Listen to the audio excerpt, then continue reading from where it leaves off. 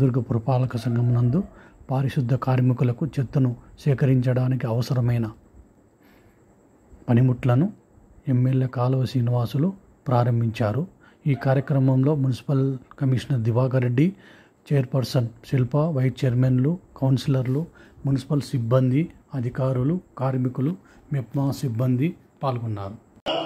పట్టణంలో పరిశుభ్రతను మెరుగుపరచడానికి ఎంతగానో ఉపయోగపడతాయి. మీకందరికీ తెలుసు, అతి ప్రాచీనమైన మున్సిపాలిటీ అయినప్పటికీ ఆదాయం అంతంత మాత్రంగా ఉన్న రాయదుర్గం పురపాలక సంఘానికి స్వతహాగా నిధులు వెచ్చించి పట్టణంలో ప్రజలకు మెరుగైన సౌకర్యాలు కల్పించడం కష్టసాధ్యంగా మారింది.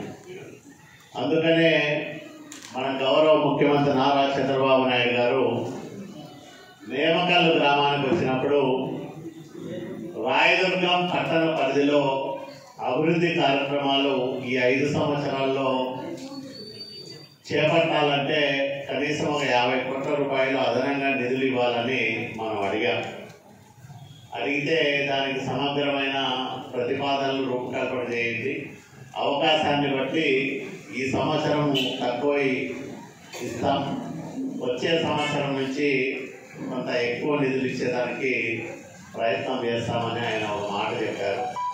తర్వాత విజయవాడలో కూడా 2-3 సార్లు కలిసినప్పుడు మున్సిపాలిటీలో నాకు 16,000 మెజార్టీ వచ్చింది.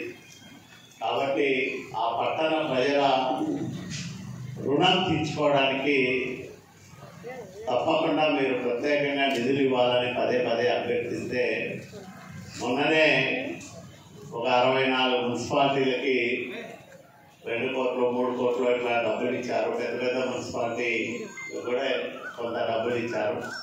మనకు 3 కోట్ల రూపాయలు మంజూరు చేశారు. డబ్బులు కూడా వచ్చినట్టున్నాయి. ఆ నిధులతో మనం పట్టణంలో కొన్ని కార్యక్రమాలు చేసడానికి అవకాశం ఏర్పడతాం. అలాగే 15th ఫైనాన్స్ కమిషన్ నుంచి కూడా కొంత నిధులు వస్తాయి. ఇవన్నీ ఈ ఏడాది మనం కొంత ఖర్చు పెట్టుకోగలిగితే మళ్ళీ ఈ సంవత్సరం ముగిసే లోపల మరికొంత అదనంగా మొత్తాన్ని తీసుకొచ్చి ఈ పట్టణంలో మరిన్ని అభివృద్ధి కార్యక్రమాలు చేసేదానికి తప్పకుండా ప్రయత్నం చేస్తానని మీ అందరికీ కూడా నేను మనవి చేస్తాను. ఎందుకంటే రాయదుర్గం పట్టణానికి ఎంత ఇచ్చిన తిరుగులేని తీర్పు ఇదంతా కూడా నా మీద మరింత బాధ్యత పెంచింది.